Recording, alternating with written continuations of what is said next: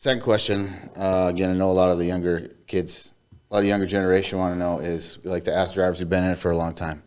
Been in the sport. How many years have you been in the sport? You said 19? 19 years. 19 years. Yep. It's crazy to see how build styles change over those years. Quite a bit. Yeah. Yeah, it's like anything else, it just evolves. And today's Derby is night and day difference from even 10 years ago. Yes.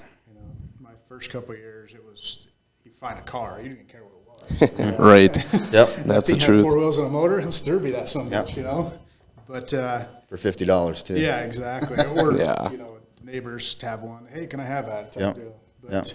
not the case anymore. You're paying a couple of grand for a car and a specific car, and then you're, you guys know the game. It's everything changes: motors, drivetrains. Yep. Yep. I mean, even down to just the bolts that you bolt the car together. Yeah. Stuff all changes. It's not just a regular all thread. You got your B8. Yeah, it's Right. Yep. It's, You gotta have the B7 all thread. Yeah. Yep. yeah. Are you more of a new style? Are you fancy dabbling with the new style stuff? Or are you still sticking old style? Yeah, I should have known you'd ask that. Yep, And I'm gonna piss a lot of guys off. I'm old school till I die, man. Yeah. Okay. I'm not a new style fan. I'm sorry, I don't like them. Yep. For me, like the kids and stuff, the old stuff is cool looking. Yeah. And I don't give a shit what you say. If it's cool looking, it's cool. Yep.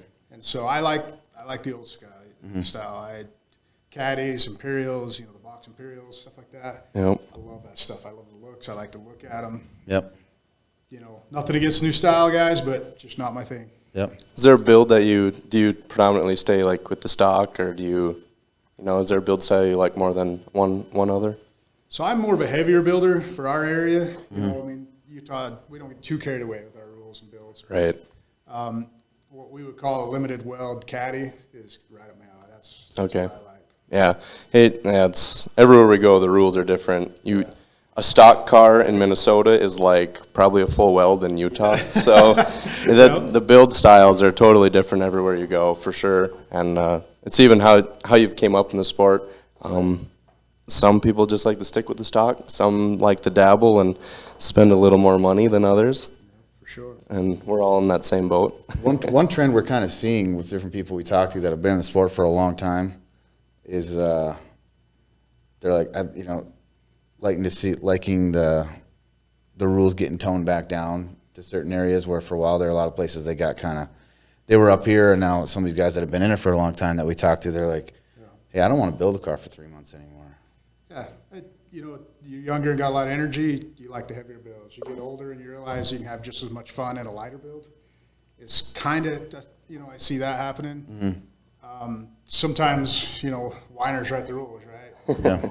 That car's overbuilt, and so promoters try to accommodate them, and they bring the rules down, not realizing the same guys are going to win regardless of the rules. Yep. Yeah. Builders are always going to find the gray areas. Yeah. Always. Builders are going to build. Always. That's the sport. That's the sport. But there's some fun in that too, because it brings out the intelligence in the drivers too. I mean, For sure. the ingenuity, everything. It's unreal what these guys come up with. We've said it for years. That's the one cool thing about Derby is money don't win it. No. You spend all the money you want, you get your ass kicked. Yeah. You got to drive that car, got to put that car together well. And money don't buy that stuff. Right. That's one of the cool parts of it. We all know drivers, they're everywhere all across the U.S., but we all know drivers that could show up and you could look at their car and say, that's underbuilt, but he's going to outdrive 95% of us here. And Oh, yeah. Everywhere you go, there's some guys. yeah, It's awesome. But you can't really do that here in Utah. There's no sandbagging, let's put it that way. no. Not much of it anyways. Not much of You're it. right there. There's some guys that consistently win. They bring, good cars, maybe not overbuilt or not Sure. a ton of money in them, but they consistently win. Yeah. And in Utah, you got to be careful. If you're playing around in the arena, someone's going to, smack your ass and Right. hit you hard. But you get guys that consistently win, and that you can pretty much say they're going to be in the top couple cars for sure. Right. And when you've been in the sport long enough, you know who's going to be there at the end of the day. Yeah, exactly. Do you see a lot of new drivers coming in Utah? Not. Unfortunately, no. There hasn't been. That's a problem all across the country, I believe. Yep. It's dying. The one thing I have seen is the wire class cars. Yep. See a ton of new interest in that. And I don't know if that's going to help or hurt us in the long run because it's kind of giving them an easy way to get in the arena. Right. But I don't know if they're going to make that jump to the limited weld or the next level. I hope they do. And that is the scary part about it getting expensive. It is hard to make that second jump. You can get in, but where are you going to go from there? Right. So, absolutely right. I mean, a motor is not just a regular 350 anymore. You got money tied in there, and rear ends aren't just rear ends. You got, your postals or whatever, even homemade ones. Yeah. There's a lot of money tied up into it. And knowledge to do those things. For somebody trying to get into the sport, you can't just, even if you got all the money in the world, you got to put the time in. You got to put the time in, or you got to have somebody willing to show you the steps to, to properly build a car for that, that next step. It's not just like ordering stuff off eBay and throwing a car together. It don't work like that. Were you a trial and error guy, or did you have someone kind of guide you through? I had some very good mentors. Luckily. Yeah. There's some old school boys here in Salt Lake that run. Okay. Colby Ellis, Steve Gunn, Gumby. Yep. I think you're going to talk to him a little later, maybe tomorrow. Yep. He's part of that group. Okay. And them guys took me under their wing, and they showed me some stuff, and gave me a start, gave me a push, and right. And I owe them everything. I mean, without that, I don't know if I'd be here talking to you today. Yeah, well, that's true. I mean, I got people that, some of those bigger builds, like when we did run Vegas, that was a fairly big build, the full cradle, the works. You just don't build that as your first car. No. That takes time. It's definitely a process. It's, for guys jump in and build like a, limited weld, full cradle car, their first car. Right. I mean, it's just overwhelming. It's hard to wrap your mind around it. Well, because builders do build, the rules have gotten so hard to read, I guess is maybe the way to say it. I mean, even for the average Joe, there's so much slang involved that it's hard to read anymore. Yeah, exactly. Coming up for this upcoming year here, you don't have to give us specifics. We know how that is. Yep. But you got a few shows you plan on attending this year? Yeah, we got a big year planned, actually. Yeah. Right out of the gate, we're lucky our hometown show, Heber. Yep. That's a big show for us. We got, it's part of that new Sam Williams program he's doing. Oh, yeah. It's one of the qualifying shows for that. So that should bring in some more people. And right. Really excited for that show. That's going to be fun. And it's a hometown show. So right. That's always good. You got to run the hometown show. Yep. And that's a Stern Dirt show? No, that's destructive behavior. Okay. Yep. So okay. I am planning on a Stern Dirt show in May Mania. It's the two-man extreme show they have. Yep. That'll be fun. And it's probably going to be the one to start the year off, and then Heber, and then after that, there's some shows that we hit. The lucky thing in Heber or in Utah is good money. Yeah. Right. We try to hit them shows that pay the most, and then if you got a car left, you'll take it to a smaller show or whatever. Right. But there's 3 or 4 shows. Heber's a big paying one. May Mania is not a ton of money, but it's fun because it's a two-man show. Yeah. Right. Grab a buddy to start the year off, get the cobwebs out, get some seat time. And then from there we hit Nephi is another big show in Utah, 10, 15 grand to win. Yeah. Right. Just killer money for Derby. So It's hard not to chase that kind of money anymore. yeah, exactly. I mean, when the shows are only paying $1,500 to $3,000, Yeah.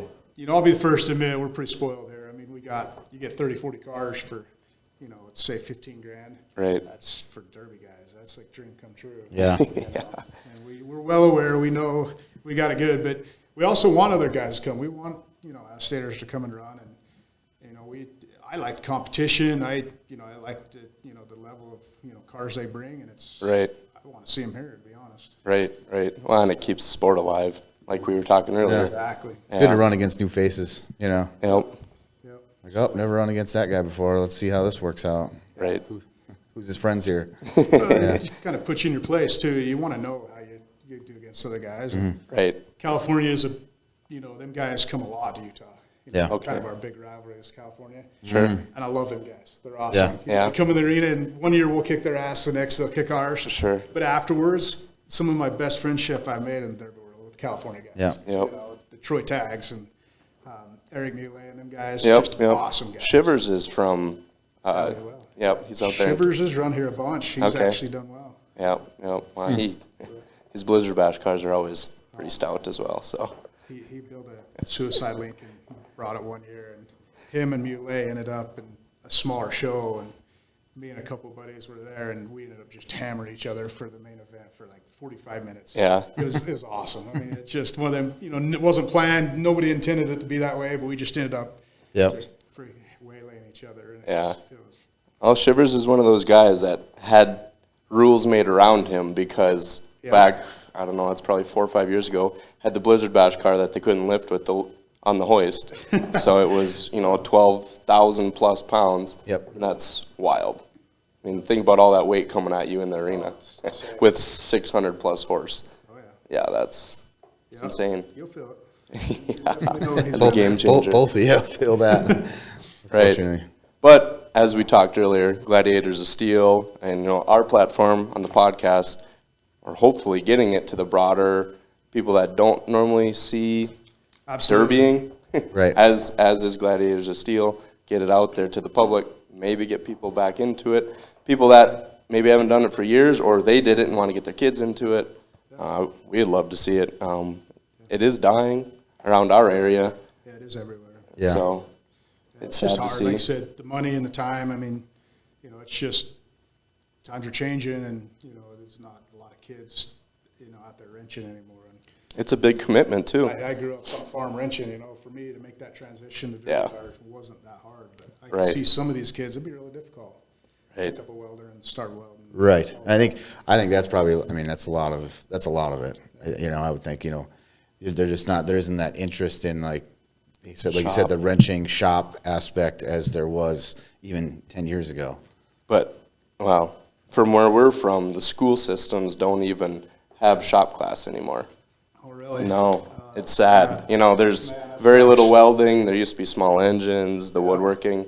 It's all kind of gone to the wayside and more so turned into like a biology thing. So what class I paid attention in. Exactly. The rest of it was just noise. Exactly. Like shop, all right, this is cool. Yeah. I can do this. I think they definitely go hand in hand without some of those things being more prevalent for kids as they're coming up in age now. They get to be a little bit older and that interest wasn't sparked when they were in high school or maybe before that, like there was an article in the paper where one of the shop classes, I want to say it was in Utah, but I could be crazy. Anyway, shop class or a welding class, their teacher, they built a derby car. Oh, yeah, I did see Remember that. reading that article? They built a derby car. Was here or was it Wyoming maybe? California. Was it California? Yeah. Okay. I know the guy. He comes and runs Nephi, the show I was talking Yep. about. Okay. And they did build a car in shop class and ran it. And, that's cool. Yeah. Oh, it's super cool. Right. Got all the kids involved and seen what it's all about. And Put some work into something and then get to go see how effective it is and how well your work holds up. That's, I wish we'd have had that. Right. But For sure. Yeah. No, hopefully the show, gets to some people that normally wouldn't see it, gets them interested. Absolutely. If anything, shows them, a different lifestyle and how much fun it can be. Right. Right. Because derbies are exciting, and you definitely have got to be a pretty colorful person to get in one of them cars and go wreck it and somebody. Right. especially a second time. Yeah. Right. Right. To do it once, but No to get back in it, and go back out. Yep. Sure. So on the home front, other than derbying, I see you're kind of a big hunter, huh? Yes. Yeah. Very big. Yeah. So for me, it's all about the time of year. Yeah. Summer's derby. Yep. Spring and fall, especially fall, I like to get out in the woods, and I got to change things up. If I derbied all the time, I'd get kind of Burned out. Right. So, like I said, summer we're derbying. It's about 1st of July. Things heat up in Utah, and you start having derbies about every weekend. It feels like, and then come the fall, I'm in the woods. That's I love hunting. I grew up hunting. Nothing wrong with that. When do they kind of taper off for you as far as when you stop going to shows? There's one that pretty much the last shows are like October. October. Havoc is a big one here, and Stern Dirt puts it on. Yep. And it's kind of a cleanup show. You show up. It's not a run what you brung, but you bring whatever, and they classify it and let you finish cars off. So you don't have to finish them. But that's pretty much it. It's in October they have that. You run that? I haven't made it. That's during the elk hunt. Oh. So Yeah, season I've yet to matters. make Havoc. My cars have made it. I had a car there. I had a buddy just take it and run it, but man, that's hunting season. Yeah. So, Yeah. Hey, you gotta have priorities. You can't do it all year long. Just like anything, if you hunt, I was gonna say if you hunted all year long, but some guys would be okay with that. But I think even if you hunted all the time. Yeah. You still get Right. Yeah, you got to have some balance with it as change well. it up. For sure. Yeah. Trying to balance that with normal work life and kids and a family and stuff, it's tough. Went back, that's another thing too. We talk with, some of the older guys that have been doing it for a lot of years. And I'd be like, when the rules were so toned down, I used to be able to make it to 10, 15 shows a year because I could build a car in a night with a buddy and a case of beer. Right. Yeah. Can't do that anymore. No, you can't. So I wish you could. That'd be right, awesome. Yes, right. that would be nice. So now it's a lot harder to attend a lot more shows. You get, Yeah. depending on rule styles, things change. But is that one thing you see down here, kind of in Utah, the rules? Obviously, you have different promoters, but like building, like I can build a car for that, but I can't. It's not going to work for that. Exactly. Yeah, it's pretty frustrating. In Utah, they're all competing for the drivers, so it's like they cater to certain drivers. Mm-hmm. And to be honest, none of the rules line up. Right. You can kind of cut a car up to run this show, and we kind of, we're looking at things early on and figure that all out. Yeah. We'll maybe underbuild a little bit for this show, but then we'll be good for this show, right? Yep. Sure. But that is one thing that we'd love, is if the rules of the line and the promoters get on the same page, it'd make life so much easier. I think the United States would want that. Oh yeah, yeah. I mean that's Yeah, but I just don't think it'll happen. I just think promoters they want the cars, and they'll do whatever they can to get them. Working with another promoter, for whatever reason, they just don't do it.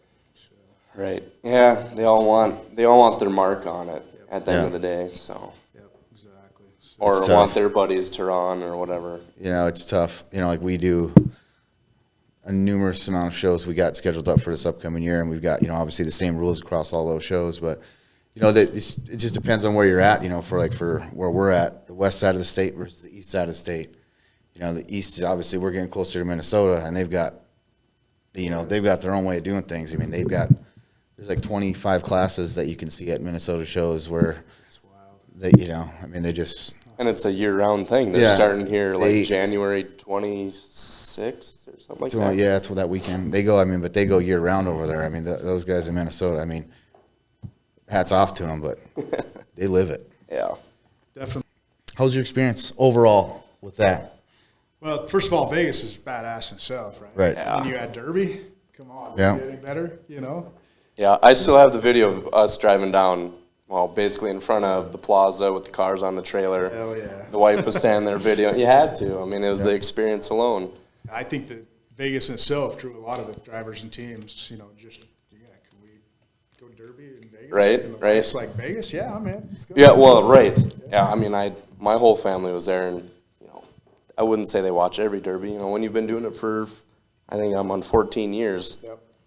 At some point, they don't go to all of them. So Vegas, they came to. Same thing with drivers.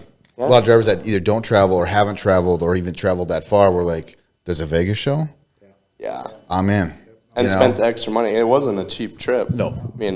I think we had a semi haul all of our cars down, and it was $1,000 a car. So it was like $5,000 just to get our cars down there. That's wild. So, But fun and worth it. Yeah. Experience for sure, I'm sure.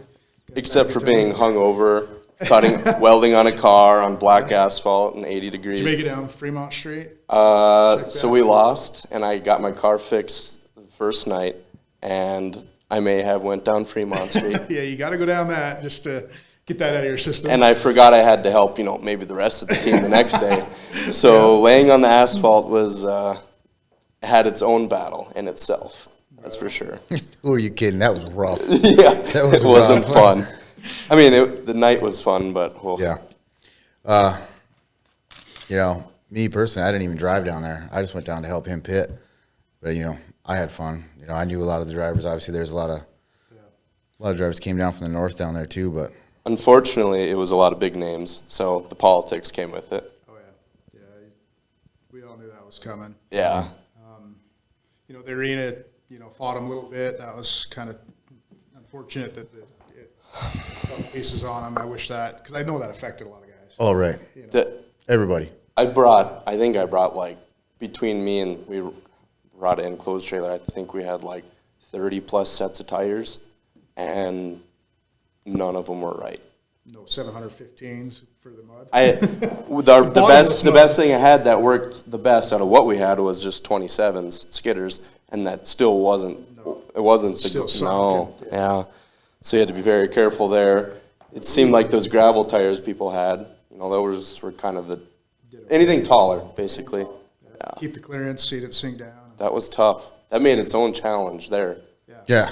Felt bad for those guys. I mean, props to the Stern Dirt crew there. They were trying everything in their power to get that fixed. They did make a pretty good effort. They were seen trying. the problem. They tried to fix Right. it. I think it just At the end of the day, it's just sand. I mean, you can't do nothing. Yeah. It is what it is at some add point. water, it turned to crap. Dry it out, turned to crap. They tried, compact it when the crap. Right. It's like they were But it an uphill battle. wasn't even the sinking. It was there would be a dust cloud. You don't even know where you're at times. So I got out of the heat.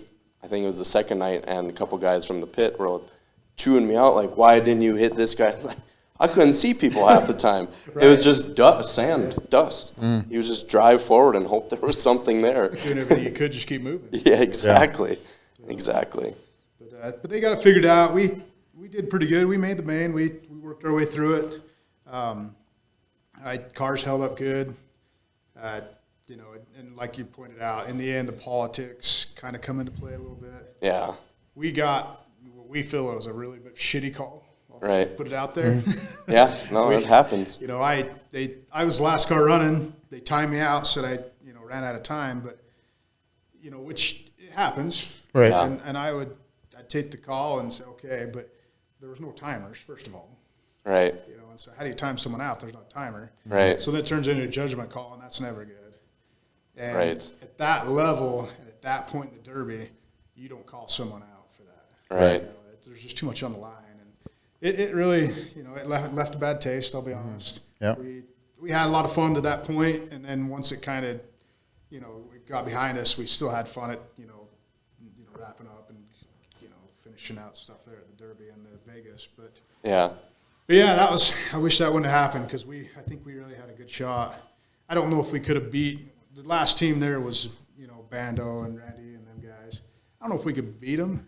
Yeah. Sure as hell would have made them earn it a little more. Yeah. Right, Give them right. for their money. When you had Ponzer's team to deal with too, kind of at the end, Yeah, yeah. And They were kind of the dark horse. No one thought they were going to take Siopas out, and lo and behold, they did. So That's a whole other team, though. Those guys could drive, too. right. Yeah, they do drive. God, that whole team. Well, they got Tatey, Stringer. That was Ponzer, one cool thing. Larson. I mean, you're just looking across, all these big names. Wow, it was Yeah. all- Holy shit. right. Like them boys. Well, like I said, like you talk about big names. A lot of people, sometimes count them boys out. But it's like, how many times have they won? Right. Or been in top 3 singles in Limited World and Blizzard Bash for like 3, 4, or 5 years in a row. Right. Like especially when it comes to driving, they know how to work together as a team. Oh, yeah. But it was an experience, to say the least. We'll leave it at that. Yeah. We'll leave it at that. Yeah. I'm good with that. We all had our I fair will say share of this. battles down there. If they do it again, we'll be back. Yeah. That's Yeah. I mean, how do you not? That was so much fun. Yeah. Up to our bad call, and like you say, the draw and the big names and just Vegas, man. How do you know? Right. Wow. It's Vegas. Even if there was those things that happen, it's Vegas at the end of the day. Yeah, I could probably do without Fremont Street for the rest of my life, but other than that, That's what we have. I have friends that go to Vegas all the time now, and they're like, "Oh, you want to come?" It's like, I stayed in Vegas for 7 days. I've had my fill of Vegas for like 5+ years now. I think I can do without. good. You can only party downtown so much, Yeah. and you can only eat so many $30 Subway sandwiches, and You only lose so much money gambling. Yeah, All right, exactly. that was fun. I'm done. I'm Exactly. out. That we're willing to admit. exactly. Right. Anyway, my wife's gonna watch this. No, it was good. But you would go back. Yeah, definitely. Mm-hmm. Yep. And I think we earned a spot, being in the main event. Mm-hmm. So if it ever happens again, I believe we do have a spot. So. Good. Same. We're on the same page. I think it was down to 7 or 8. We're gonna come back. We're trying to, had one big show and then trying to cut it down in half or something like that. Yep. So So hopefully it happens. We'll have to. I think Gumby's coming on later. You guys will have to put him on the spot. yeah, We're going to. I tried to question Gullo a couple of years ago pretty hard when he called. We had to do some point stuff for a driver, and He's pretty good skirting around that. yeah, Gumby, he'll open his mouth and Yeah. spill the beans. Mm-hmm. Johnny, he's a little smart. He won't let that stuff out. So we'll make sure to pinpoint that put him on the question spot. then. That'd be awesome. Perfect. Okay, Okay. cool. Thank you. Yep, very welcome. Alrighty guys. then.